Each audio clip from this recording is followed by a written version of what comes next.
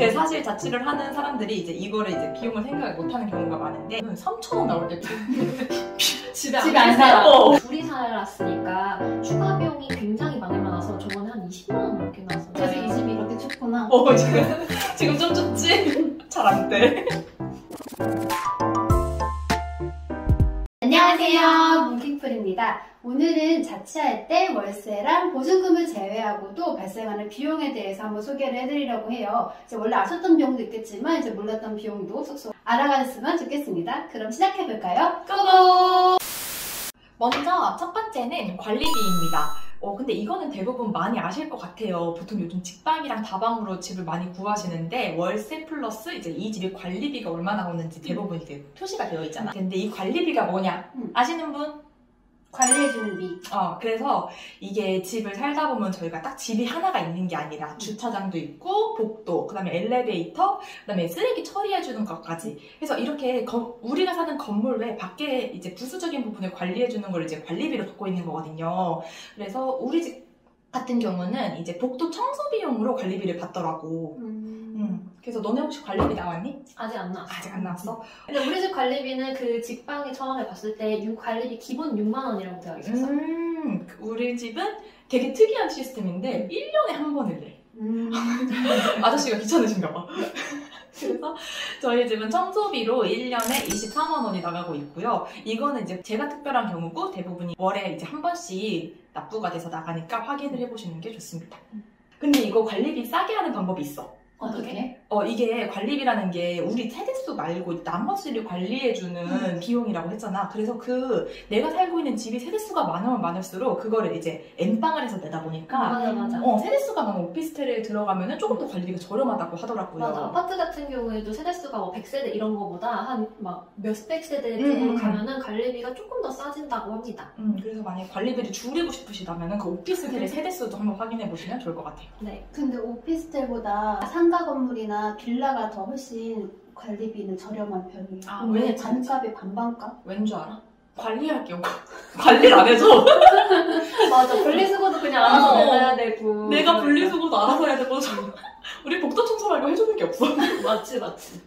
그 다음에 항목은 바로 공과금입니다. 이제 공과금이라고 하면은 전기세, 그 다음에 가스비, 그 다음에 수도세 이렇게 세 가지가 대부분인데 대부분 관리비에 이제 합쳐서 나오는 부분들이 있을 수도 있는데 저 같은 경우는 다 별도로 지금 내고 있거든요. 우리 집 전기세를 보면은 확실히 여름에 엄청 많이 나와요. 에어컨을 틀기 때문에 전기세가 많이 나오는데 여름 같은 경우는 우리 집 경우에는 한 2, 3만 원? 정도가 적게 나오는 거 아니야? 그 정도면? 난 사실 투룸에 살고 있는데 2, 3만 원 되게 적게 나오는데 이게 2, 3만 원이 나오는 이유가 우리 집 에어컨이 원룸형 에어컨이에요.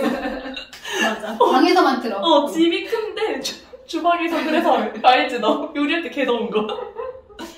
그래서 내 생각에는 원룸 살면은 한 2, 3만 원 선에서 전기세 나올 것 같거든요. 여름이 많이 나올 때는. 맞아. 우리 예전에 원룸 살았을 때도 한 2만 원 정도 나왔던 것 같아.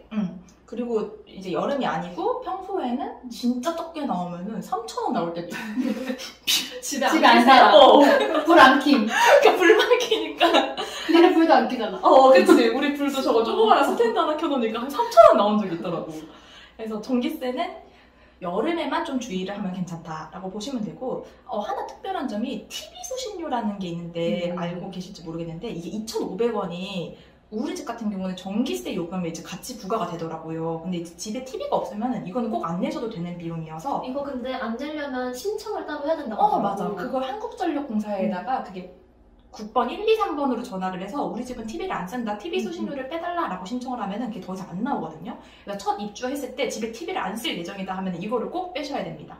근데 이게 다른 데서 보니까 오피스텔 관리비에 포함돼서 나오는 경우도 있다고 하더라고. 맞아. 관리비에서 포함되는 경우는 있고 이건 어떻게 빼는지 모르겠네. 나 같은 경우에는 처음에 입주를 했을 때 오피스텔 그 관리사무소에다가 얘기를 했어. 혹시 그분이 나한테 물어보더라고. 혹시 그 TV 있냐 집에. 그래서 TV 없다 했더니 그러면 TV 수신료 빼고 관리비를 부과하겠다라고 얘기를 해주시더라. 그 다음에 두 번째가 이제 수도세인데 우리 집 같은 경우는 수도세도 1년에 한 번 내. 아 그래?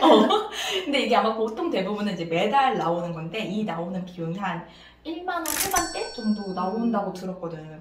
이게 어떻게 된 거냐면은 다달이 내는 거는 대충 약간 추정치로 내는 거고 이제 한 1년에 한 번씩 정산을 해서 그 비용, 추가 비용을 내는 거거든. 근데 이제 한 사람이 살면은 그 추가 비용이 이렇게 많지가 않은데 둘이 살았으니까 추가 비용이 굉장히 많아서 저번에 한 20만 원 넘게 나왔었나? 우리가 18만 5천 원. 18만 5천 원. 그러니까 1년 동안에, 그러니까 원래 한 사람이었으면 막 9만 얼마 이렇게 냈겠지. 근데 둘이 살았기 때문에 그게 훨씬 더 많이 나온 케이스가 된 것 같아. 이게 저희 빌라 같은 경우에는 이제 추정치로 하기 때문에 정산이 한 번씩 나오거나 그러는데, 오피스텔이나 아파트 같은 경우에는 총 사용량을 이제 측정을 해가지고 나오니까 만약에 뭐 아파트나 오피스텔 사신다면은 뭐 이런 걸 확인 굳이 할 필요가 없겠지만, 뭐 상가주택이나 빌라에 사시는 분들은 1년에 한 번 이렇게 크게 돈이 나갈 수도 있으니까 이거는 좀 주의를 하셔야 될 것 같아요. 이런 거는 좀 미리 생각하고 있어야 되는 비용인 거지. 그 다음에 세 번째가 바로 가스요금인데 여름철에는 전기세가 있다면은 겨울철에는 가스요금이 있습니다. 그래서 저희 집 이제 투룸 기준 같은 경우로 봤을 때는 2022년 2월에 가스비가 15만 원 정도가 나왔었고 정말 안 쓰는 7월, 이제 7월에는 14,000원 정도가 나왔어요. 차이가 크다. 그러니까 이 계절별로 차이가 엄청 많이 커. 사실 전기세는 많이 써봤자 2, 3만 원인데 가스요금은 정말 덮어놓고 태우면은 계속 나오거든요. 그래서 이 집이 이렇게 춥구나. 지금 좀 춥지? 잘 안 돼. 그래서 겨울철이 됐을 때는 이제 이 비용도 사실은 거의 무시 못할 비용이라서 꼭 한번 생각을 해주고 내 생활비를 점검해야 되는 중요한 요소입니다.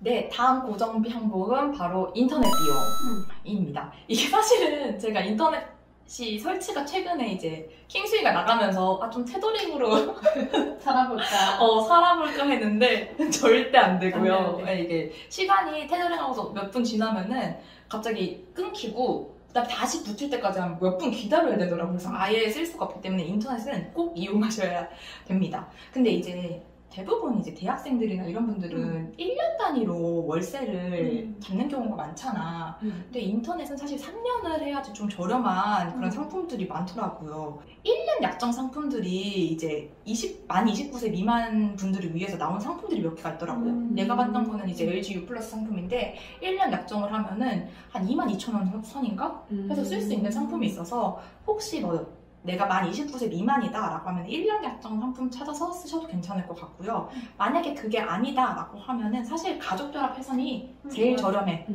그래서 나 같은 경우는 가족결합을 해서 사용하니까 매달 한 15,000원 정도 인터넷 비용이 나가고 있습니다. 근데 사실 인터넷 비용 매달 15,000원만 내면 끝이네 라고 생각할 수 있는데 그거 말고도 또 나가는 게 있어. 뭐? 설치비. 그래서 처음에 이제 인터넷에 우리 집에 설치를 할 때 설치기사가 방문하시면은 그 방문기사한테 설치비가 또 나가요. 그게 저 같은 경우는 27,000원 정도가 나갔는데 이거는 첫 달 인터넷비에 합산돼서 그 첫 달에는 좀 비용이 많이 나갈 수 있다는 점 생각해 주셔야 되고, 그 다음에 드는 자체 비용이 바로 물 구입 비용입니다. 우리가 물을 안 마실 수 없다 보니까 은근 이게 물에 들어가는 돈이 많더라고. 맞아. 근데 처음에는 이 물을 정비가 될 거라고 생각을 못했어. 처음에 자취할 때. 맞아. 사실 집에 있으면은 집에 정수기 있으니까 맨날 혼자로 물 마시는 기분이었잖아. 자취를 하면 물값도 내가 내야 된다는 점. 그래서 우리 세 명이 지금 물을 먹는 방법이 다 다르잖아. 나 같은 경우는 정수기 이용하고 있고, 그다음에 몽이는 생수. 그다음에 너는 브리타 정수기. 그래서 각각 이제 얼마씩 드는지에 대해서 얘기를 해보려고 하는데, 나 같은 경우는 정수기를 이용을 하고 있고 SK 매직에서 정수기를 렌탈해서 사용하고 있습니다. 가격은 매달 31,000원 정도? 31,000원 정도가 나가고 있는데, 이게 조금 비싼 이유가 우리가 조금 욕심을 부려서 온수가 되는 정수기를 렌탈을 해서 비용이 조금 많이 나가고 있기는 해요. 근데 난 너무 만족해. 온수가 돼서. 이게 전체적으로 그냥 정수기 자체가. 정수기가 삶의 질을 올려준다고 생각을 하고 해서 이 비용이 조금 비싸기는 한데 일단은 만족하고 잘 쓰고 있다는 점. 근데 이게 만약에 부담스럽다고 하면은 요즘에는 미니 정수기라서 난 정수만 마셔도 상관없다면 정수만 딱 되는 미니 정수기는 한 10,000원 후반대에서 20,000원 초반대에도 충분히 가능하거든요. 그래서 그런 거 렌탈 알아보셔도 괜찮을 것 같아요. 저는 생수를 이제 인터넷에서 시켜 먹는데 보통 한 달에 이제 회사를 가 있으니까 물을 자주 안 먹어서 6병 원저리로 먹는 것 같아요. 근데 보통 12병 시킬 때 가장 싸거든요. 그래서 12병을 한 번에 시키고 12병을 시켰을 때 5,500원 정도였으니까 진짜 싸다. 한 6병 기준으로 2,750원 정도 생각하시면 될 것 같아요. 확실히 회사 많이 가는 사람들은 집에서 물 마실 일이 많이 많이 없으니까. 없어서. 회사 물은 공짜니까. 그럼 공짜지. 괜찮다. 네, 그 정도? 한 달에 2,750원 정도. 나 같은 경우는 이제 브리타 정수기를 쓰잖아. 그래서 음. 브리타 정수기는 이제 본체 비용 초기에 발생을 하고 3만 원에서 4만 원 사이 정도 발생을 하고 매달 필터 값은 3개 세트로 팔거든. 3개 세트에 21,500원이라서 한 달 기준으로 하면 7,000원 정도 발생을 하는 편이지. 그럼 확실히 제일 저렴한 거는 실제로 생수 사서 마시는 거, 그 다음에 브리타 정수기, 그 다음에 정수기 정도가 되겠네. 근데 생수 사 먹으면 그 분리수거 해야 돼. 맞아. 나는 그게 귀찮아서 브리타 정수기를 산 것도 있고 물을 많이 먹는 사람은 생수가 은근히 그러니까 물 많이 나는 물을 별로 안 먹으니까 먹는 게 6통밖에 안 되니까 한 달에. 근데 많이 먹는 사람들은 더 싸게 칠 수 있지 정수기가. 그치. 나는 그 브리타 정수기 3.5리터짜리 하면은 아침 저녁을 한 번씩 붓거든? 그러니까 나는 물을 진짜 많이 먹는 편인 거지. 이게 더 쌀 수도 있어. 그치. 자, 이제까지는 위에서 말했던 거는 월마다 나가는 고정 비용에 대해서 말을 했다면은 이제 자취를 함으로써 이벤트들이 생기잖아. 그럼 이제 그 이벤트마다 큰 돈이 들어갔던 그냥 그런 것들을 좀 말해보려고 하는데, 첫 번째는 바로 주민세입니다. 너 주민세 넌 냈었지? 주민세? 너 모르는구나. 이게 근데 너가 왜 모를 수 있냐면은 1년에 한 번 나갔다. 그래서 사실 자취를 하는 사람들이 이제 이거를 이제 비용을 생각을 못 하는 경우가 많은데, 보통 8월 달에 이제 1인 가구에서 우리가 이제 전입신고를 해서 세대 분리가 되면은 우리가 주민세를 내야 돼. 근데 이게 그렇게 금액이 크지는 않아. 한 8,000원 정도? 19년도 기준으로 이제 법이 바뀌어가지고 30세 미만의 1인 가구 애는 더 이상 이제 주민세가 안 나온다고 하더라고. 그래서 30대 미만 분들이 이제 신경 쓸 필요가 없는데 30세 이상인 분들은 1년에 한 번씩 이렇게 주민세가 나간다라고 보시면 되겠습니다. 다음 이벤트 비용은 바로 쓰레기 처리 비용. 이게 우리가 집에 있었을 때는 그냥 쓰레기 봉투에다 버리니까 별 생각이 없었는데, 자취를 하게 되면은 쓰레기를 버릴 때도 돈을 내야 됩니다, 여러분. 맞습니다. 이제 쓰레기는 크게 2가지 정도가 있을 것 같아. 아니다. 3가지 정도일 것 같다. 첫 번째가 그냥 일반 쓰레기 봉투. 그냥 쓰레기 버릴 때 우리가 대부분 사는 거. 근데 이거는 대부분 알고 있을 것 같기는 해. 그리고 큰 비용은 아니거든. 대부분 이제 10리터짜리를 많이 사용하실 텐데, 그게 우리 동네 기준은 한 330원 정도거든. 한 장당? 한 장당. 그래서 이거 보통 10묶음씩 사면은 그래도 이거 은근 3,000원씩 나오는 그런 소소한 비용들이 있고, 그 다음에 두 번째가 이제 음식물 쓰레기. 근데 음식물 쓰레기 같은 경우는 나는 이제 갈아서 버리는 그 기계가 있어서 그냥 일반 쓰레기 같이 버리는데, 너네 오피스텔은 각각 어떻게 처리하고 있어? 우리는 그 음식물 쓰레기 종량제 봉투를 사서 그걸로 배출을 하던지, 아니면 그 카드 찍고 요즘에 버리는 거 있잖아. 그래서 그럼 그 카드 찍고 음식물을 버리면 그 기계가 알아서 몇 리터를 몇 킬로인지 무게를 잰 다음에 그거를 측정을 해서 한 달에 한 번씩 관리비에 포함을 해가지고 이제 납부를 하게끔 되어 있어. 이거 너무 신기해. 그렇게 자동화가 잘 된다고? 그렇더라고.